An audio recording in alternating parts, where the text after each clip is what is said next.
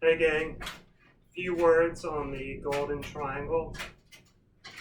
I'm in the Poetry Garage right now, which of course is one of the places that the Poetry Hall Pass leads to. Alright, so the Golden Triangle, what is it? Before we get to that, I have to tell you, I don't know if it works like this in your house, but um, as I was looking for other books for this, what I'm about to say, I found this book called Lamentations by Paul Muldoon, which I thought I completely lost. So, we started this whole thing with the art of losing, but the lost and found aspect of life can sometimes be cool. I bought this book in Wicklow, Ireland, and I want to tell you about Sammy the Seal really bad, but I'm going to have to put a pin in that. And I'm going to have to put a pin in the fact of saying something about, it's a good thing I went to Ireland then, because now, as Americans, we're not allowed to go to Ireland. For now. Okay, that's my lamentation. Now, Pope, the Golden Triangle, what is it? Well, we're talking about New York, New Orleans, San Francisco, Bay Area.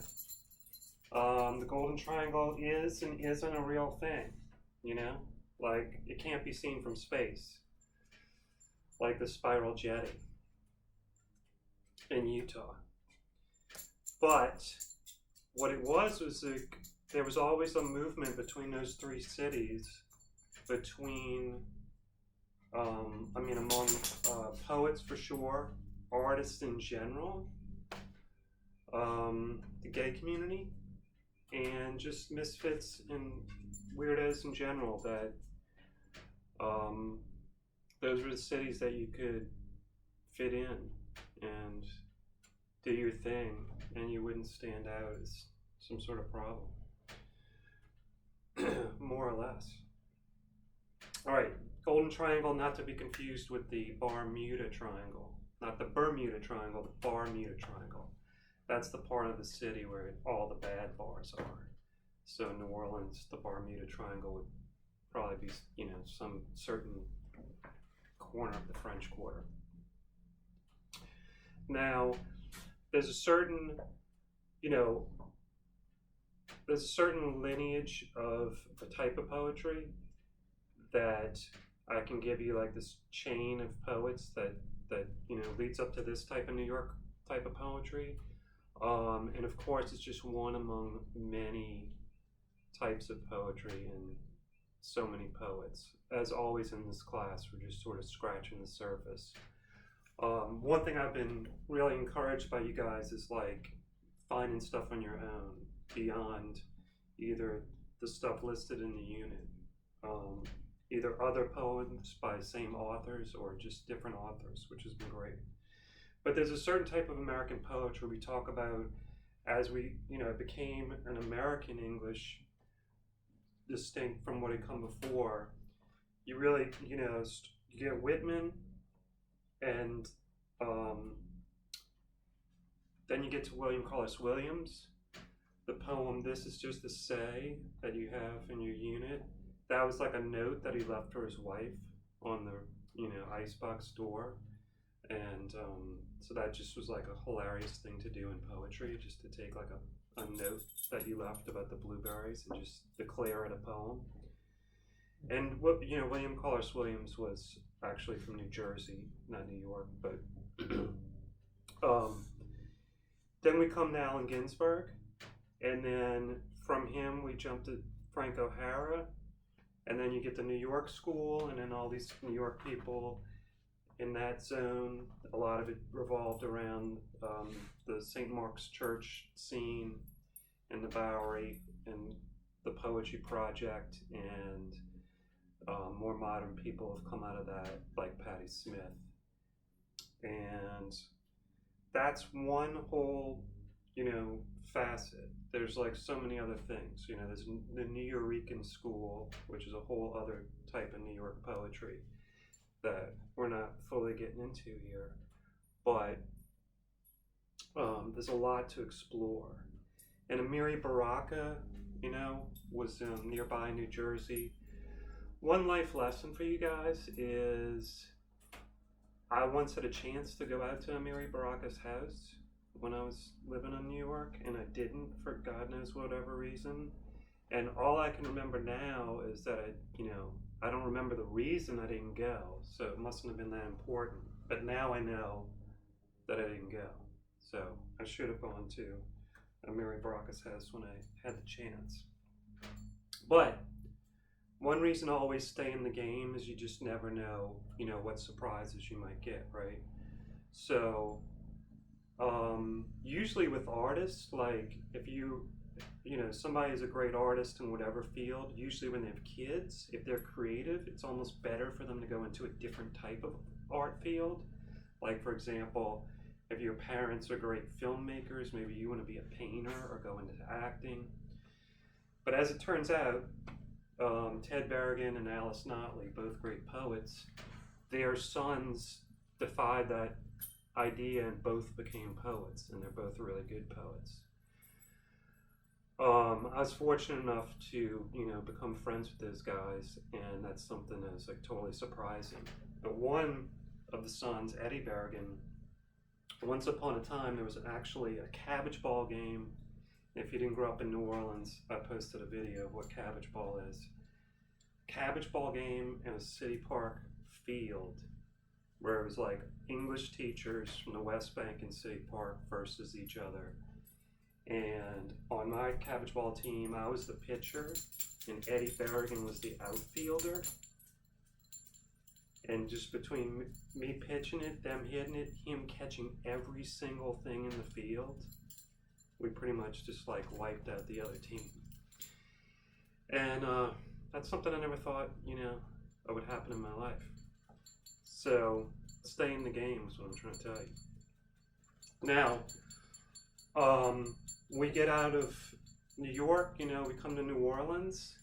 I could go on for a while about mascots. I really want to tell you about like how our basketball team used to be named the New Orleans Jazz, but then they moved to Utah in the middle of the night, became the Utah Jazz, when Utah has no jazz, which is infuriating. So we should have named our new basketball team the Latter-day Saints to give them the EA for taking jazz like that. But that didn't happen. But one good thing is with the name changes going around, the New Orleans Saints is going to have to change. But the cool part is we get to keep the Saints part. We still get to call them the Saints. But as you know from listening to the Bolbancha radio documentary, New Orleans is going to have to change to Bolbancha. So it's going to be the Bolbancha Saints in the 2022 season when we get to play football again. One other total lovely surprise for me is Ernie Cato. You get to see the poster here for his wife, but this is Ernie Cato, and it's the whole book of his life called Ernie Cato, the R&B Emperor of New Orleans. And I was lucky enough to get some poems in here, which was like almost more of a thrill than getting in any kind of literary magazine, just because he was a hero of mine. And another hero in the unit is James Booker. And James Booker is really this iconic New Orleans figure. He was a virtuoso piano player. Could play classical piano like amazingly, but also had that total New Orleans R&B sound and voice, right? There's the musician John Baptiste now from New Orleans. Like the timbre of his voice is almost very similar to James Booker's. You can really hear it. But James Booker, the lyrics also were just completely poetic. And then another fun fact about him is that he helped teach Harry Connick Jr. how to play piano because he was also in jail at one point, and Harry Connick Sr. was the district attorney in New Orleans, and legend goes he gave him like somewhat of a break on his sentence if he would give some free lessons to Harry Connick Jr. I'm not sure if that's a heartwarming tale or a tale of corruption or a little of both. In New Orleans, it's probably a little bit of both. Okay, so we get out to the West Coast, San Francisco, the Bay Area. There was this amazing thing that happened in the 70s, came out of the free speech movement called language poetry, which is a very experimental type of poetry. It was all based on sort of like sound as thought, and not so much the poet as being an important person, but just the work itself, and doing all sort of experiments and, you know, breaking out of like just trying to make sense and really just the pure molecule set of language for all its fun and craziness.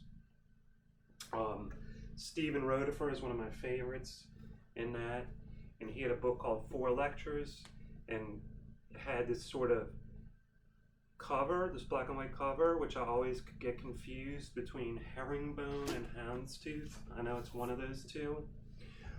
Here's another life lesson.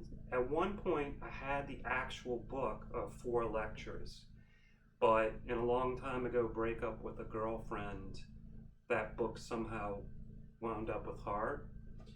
And the sad part about that is to buy that book online now is like $100 or $150. So if you have to split the blanket with somebody, make sure you know you got any good stuff that goes with you. All right, so fun with the Golden Triangle. I'm really encouraged by, you know, some of the stuff we've come up with so far, and let's just keep going.